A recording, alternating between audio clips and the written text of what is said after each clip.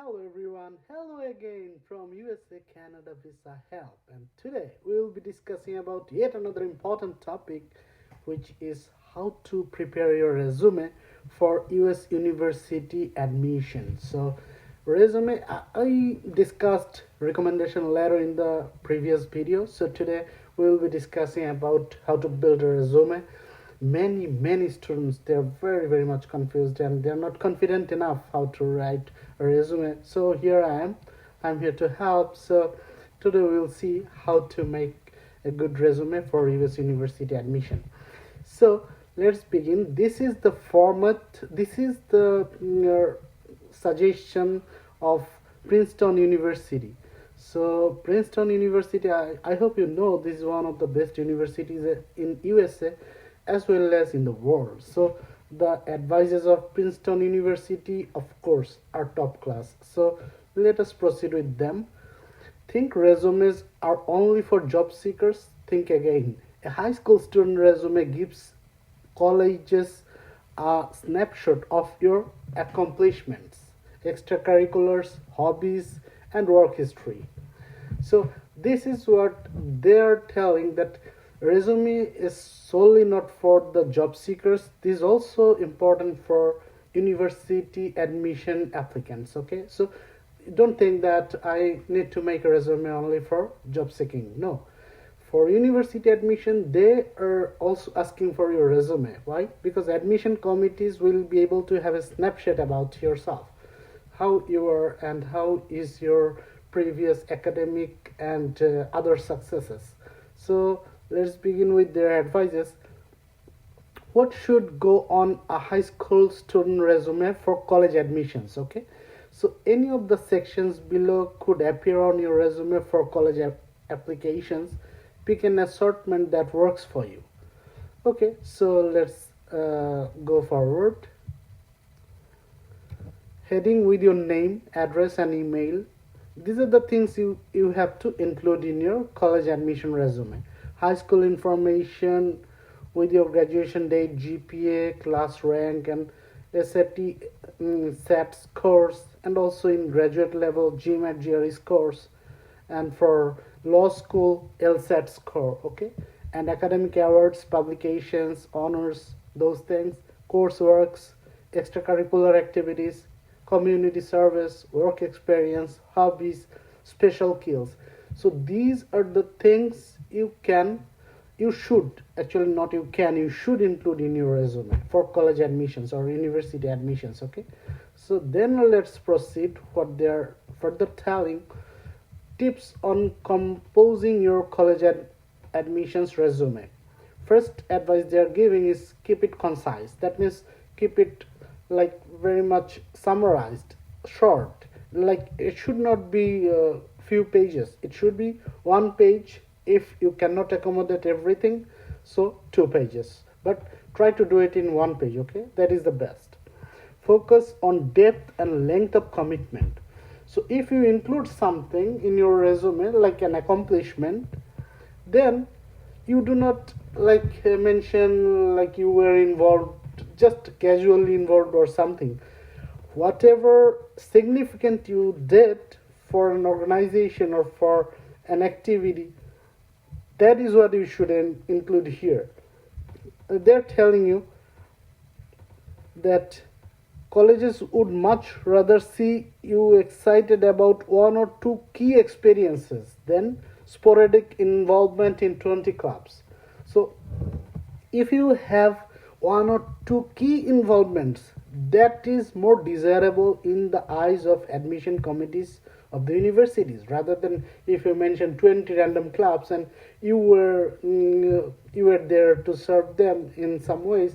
No, this is not how you should mention in your resume. Okay, so if you have key experiences in 1 or 2 things, that is even better, that is even deeper, and that is more focusing about yourself, and that is more desirable in the eyes of admission committees. And then provide detail whenever possible. Like you were involved with the French club of your college or your higher secondary school or something. So there, what your role was, what you did, what was your specific contribution, those leadership roles, those types of things you should include. Okay, and then highlight things you weren't able to write about in your college essays or short answers. So in your college essay and short answers of the university application form, you cannot include everything. So there will be some items that are left out. So you can include those things in your resume. You do not have to mention something which is already mentioned in your admission essay, unless it is necessary. Like work experience, if you have to write in your admission essay, here also you should write your work experience in the resume, because it is necessary part of the resume. So you cannot exclude that, but you can exclude some unnecessary parts here, unnecessary parts that are like mentioned in college essays. For example, in the college essays, if the college essay has a question that is not much related to your like key parts of the resume, you don't have to include here. You can exclude that. Okay. And now 5, formatting is key. So formatting means keeping the headings, bullet points, everything consistent and good looking, so that, and also there should not be spelling mistakes. So the thing is here, you should make it as much lucrative as you can, because if your resume doesn't look good, then admission committee, they probably have 30 seconds to look into your resume. So if it is worse, they don't have much interest to look into it. But if it looks good, maybe they will read some lines, so they will become more involved in your resume. So that is better. Make them involved in your resume so that they can learn about your successes. Okay, so make it so much well formatted. And finally, be honest and accurate.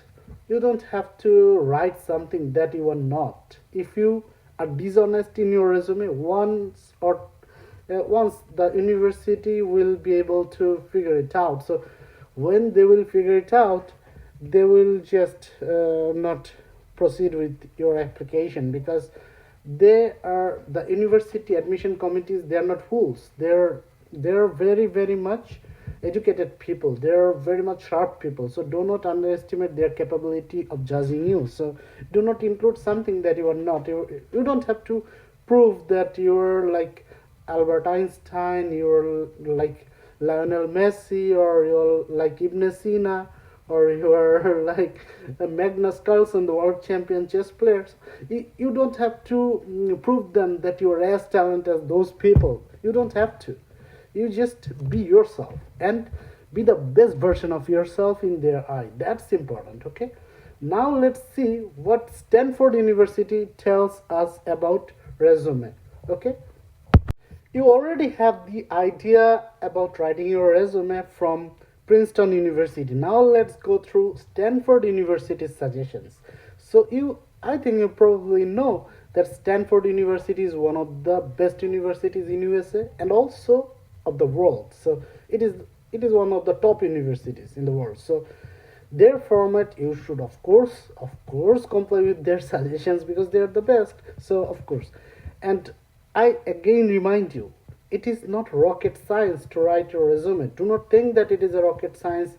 You don't have to be an engineer of rocket engineering, or it is at best a board science. So do not worry too much. Just draft your resume and just show it to the best student of your class, and also to the faculty member with whom you have the best interaction. And also, if you want to talk to some professionals about this, you can also share with them, but at least draft it. The way I'm saying, you can just maintain it and draft it by yourself, and then you can make it lucrative, and then you can show it to those people I'm telling here. Because if you have not even drafted it and then you tell somebody to prepare your resume for yourself, they will not be happy. And also, if you go to a professional for your resume, they will maybe charging you $100, $200, $300. So it doesn't worth it, right? So you can make it yourself. As a student, it is not something like a rocket science. It is at best a board science. So do it yourself. It is quite straightforward. Just believe me, it is quite straightforward. Okay, so what Stanford University is telling you to do: your name, your email address, phone number, like this, and then current address, and you don't have to mention your permanent address here. If you have any web page or LinkedIn address, then you can also include here. Then objective.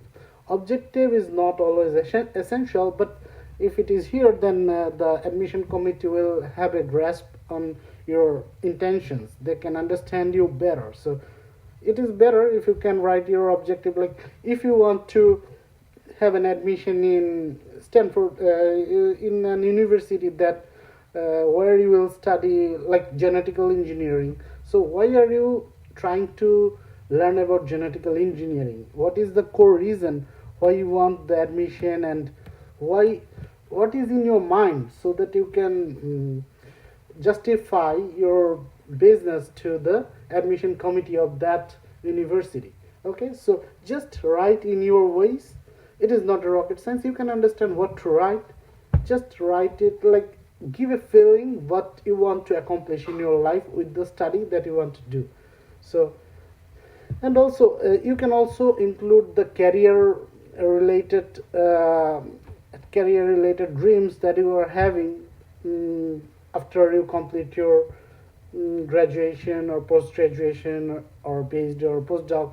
So you can also write a summary of your intention in the future with the academic success that you will achieve through the admission and study with that university's that course. Okay, and then you write your education related things. So here you write degree, and what was the major, graduation date, or projected graduation date can also be here, no problem. And overseas academic experience, like you can have academic experience in US and also abroad. So whatever you are doing is overseas, because as an international student you are not an US degree holder. So you are writing overseas academic experience. So here it will be like from your country's institute, your country's degree and major, graduation date, those things. Okay, and then and then any minors or something. But I think you should include the GPA, not only name of the institute and the degree and major, but also the GPA should be here.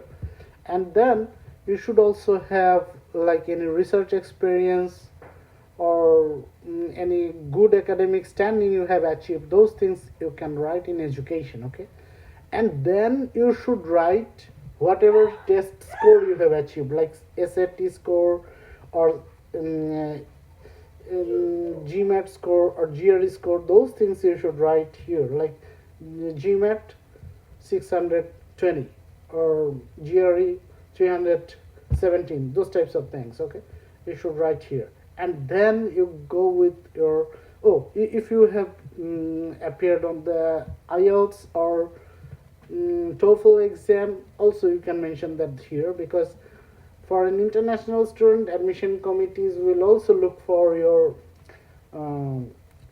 English language skills. So also mention that. And then you include the experience here, and then additional information like whatever skills you have, whatever activities you have, interests you have, honors and awards you have.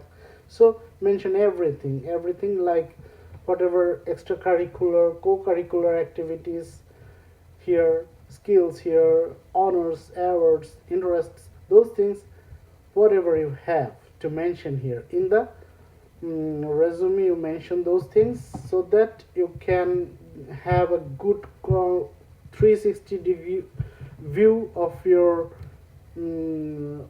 profile in front of the admission committee people, so that they can assess your profile so much better way. And also your resume will be able to be one of the unique resumes, so that they can pick you from the sea of resumes they will have in their hands. So you should be someone who will write the resume in a proper way, in a formatted way, so that your admission committee becomes impressed to see your resume and will be eventually fall in love with your profile if they read thoroughly the resume. So that is what you should achieve with the resume. Okay, so I hope, and I will also attach this format of Stanford in the description, so that you can also access this and can help yourself. Okay, so I think this is all for today. I wanted to help you write your resume, so I believe it will be helpful if you can follow these Princeton University and Stanford University suggestions, because they're the best ones. So of course comply with their suggestions. Just keep in mind these things should be like this, they're telling, so you will be eventually doing a good resume for yourself. Okay, so thank you for listening. See you in the next video. Bye for today.